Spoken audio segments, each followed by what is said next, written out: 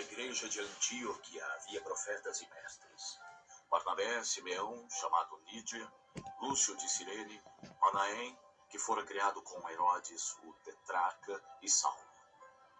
Enquanto adoravam ao Senhor e jejuavam, disse o Espírito Santo: separem-me Barnabé e Saulo para a obra a que os tenho chamado. Assim, depois de jejuar e orar, impuseram-lhes as mãos e os enviaram. Enviados pelo Espírito Santo, desceram a Seleucia e dali navegaram para Chipre. Chegando em Salamina, proclamaram a palavra de Deus nas sinagogas judaicas. João estava com eles como auxiliar. Viajaram por toda a ilha até que chegaram a Pafos. Ali encontraram um judeu mágico e falso profeta, chamado Bar-Jesus, assessor do procônsul Sérgio Paulo. O procônsul, sendo homem culto, mandou chamar Barnabé e Saulo porque queria ouvir a palavra de Deus. Mas o mágico, este é o significado do seu nome, opôs-se a eles e tentava desviar da fé o procônsul. Então Saulo, também chamado Paulo, cheio do Espírito Santo, olhou firmemente para Elimas e disse: Você, filho do diabo e inimigo de tudo o que é justo, você está cheio de toda a espécie de engano e maldade. Quando é que vai parar de perverter os retos caminhos do Senhor? Agora, saiba que a mão do Senhor está contra você. Você ficará cego e durante algum tempo será incapaz de ver a luz do sol. Imediatamente vieram sobre ele névoa e escuridão. E ele, tateando, procurava quem o guiasse pela mão. O procônsul, vendo o que havia acontecido, creu profundamente, impressionado com o ensino do Senhor.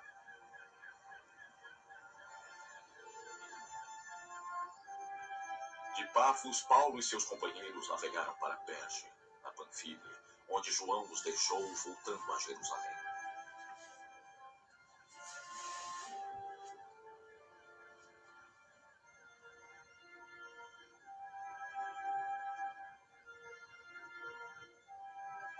De Perge, prosseguiram até Antioquia da Pisídia. No sábado, entraram na sinagoga e se assentaram. Depois da leitura da lei e dos profetas, os chefes da sinagoga lhes mandaram dizer: Irmãos, se vocês têm uma mensagem de encorajamento para o povo, por favor, falem. Pondo-se de pé, Paulo fez sinal com a mão e disse: Israelitas e gentios que temem a Deus, ouçam-me. O Deus do povo de Israel escolheu nossos antepassados e exaltou o povo durante a sua permanência no Egito. Com grande poder, os fez sair daquele país e os aturou no deserto durante cerca de 40 anos. Ele destruiu 7 nações em Canaã e deu a terra delas como herança ao seu povo. Tudo isso levou cerca de 450 anos. E depois disso, ele lhes deu juízes, até o tempo do profeta Samuel. Então o povo pediu um rei. E Deus lhes deu Saul, filho de Quis, da tribo de Benjamim, que reinou 40 anos.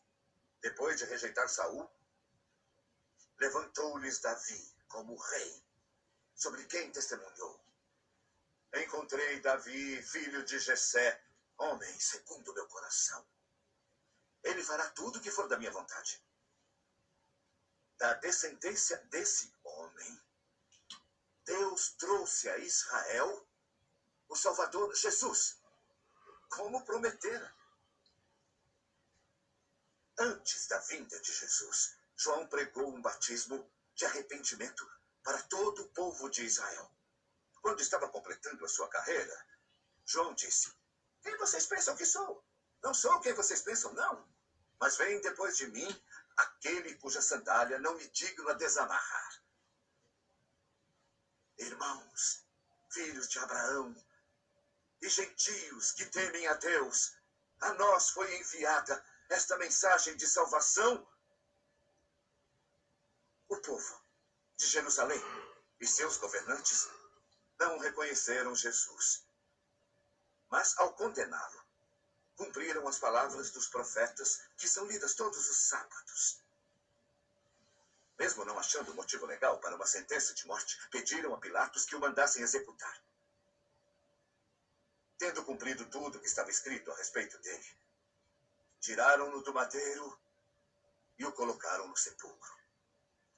Mas Deus o ressuscitou dos mortos e por muitos dias foi visto por aqueles que tinham ido com ele da Galileia para Jerusalém. Eles agora são testemunhas dele para o povo. Nós lhes anunciamos as boas novas. O que ele prometeu aos nossos ancestrais, ele cumpriu para nós, seus filhos, ressuscitando a Jesus, como está escrito no Salmo 2º. Tu és meu filho e hoje eu te gerei. O fato de que Deus o ressuscitou dos mortos, para que nunca se decomponha, é declarado nestas palavras. Eu lhes dou as santas e fiéis bênçãos prometidas a Davi. Assim diz também, não permitirás que teu santo se decomponha. Davi, pois, tendo servido ao propósito de Deus em sua geração, adormeceu, foi sepultado com seus ancestrais e seu corpo se decompôs. Mas aquele a quem Deus ressuscitou não sofreu decomposição. Portanto, meus irmãos, eu quero que saibam que mediante Jesus lhes é proclamado o perdão dos pecados.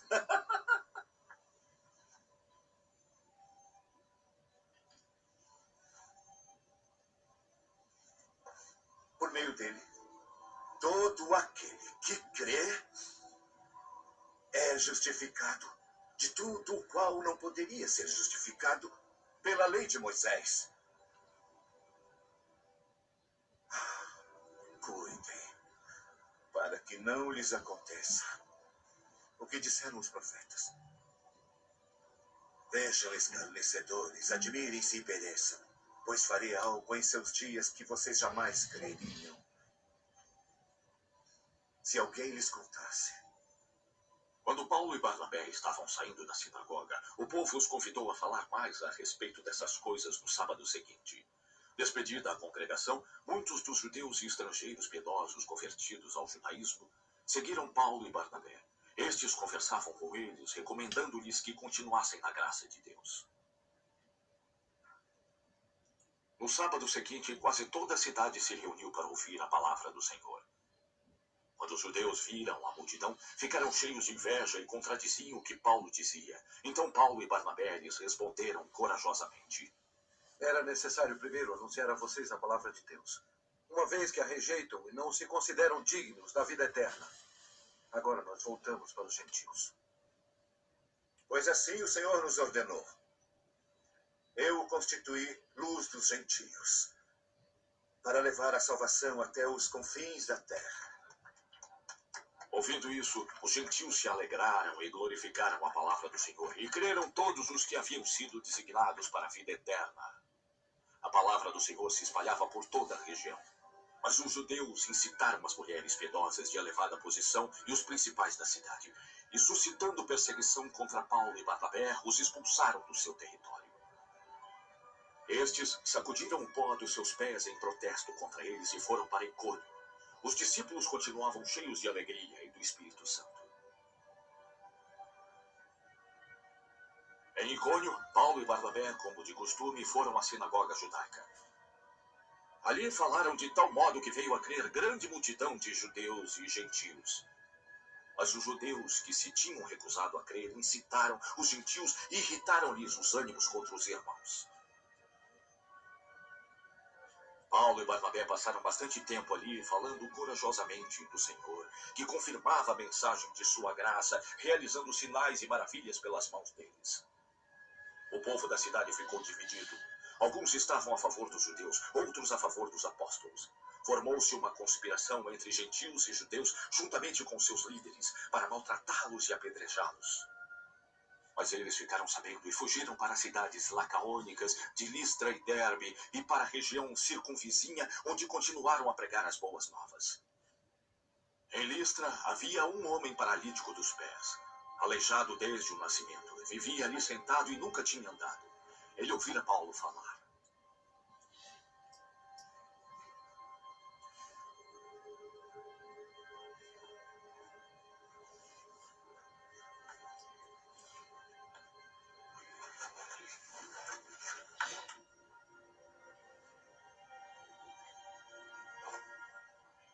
Quando Paulo olhou para ele e viu que este tinha fé para ser curado, disse em alta voz: Levante-se, fique de pé.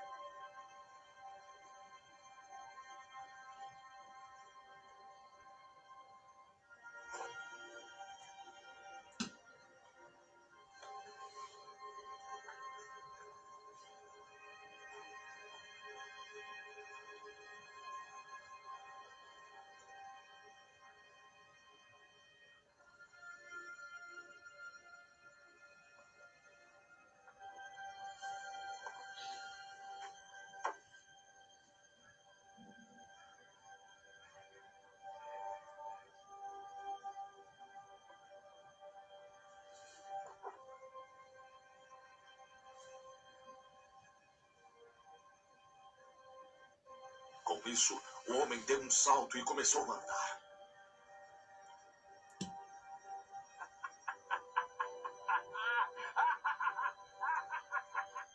Ao ver o que Paulo fizera, a multidão começou a gritar em língua lacaônica: os deuses desceram até nós em forma humana. A Barnabé chamavam Zeus e a Paulo Hermes, porque era ele quem trazia a palavra.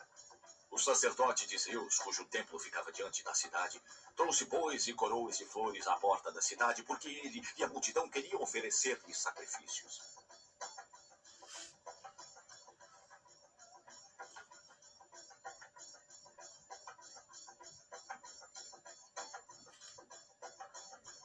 Ouvindo isto, os apóstolos Barnabé e Paulo rasgaram as suas roupas e correram para o meio da multidão, gritando: Homens!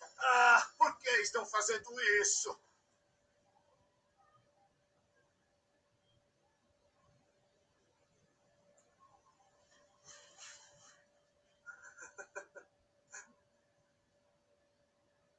Nós também somos humanos.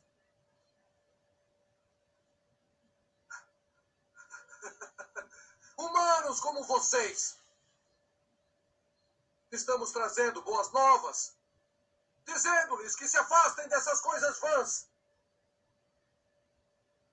e se voltem para o Deus vivo,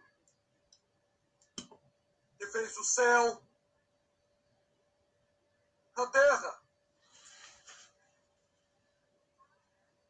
o mar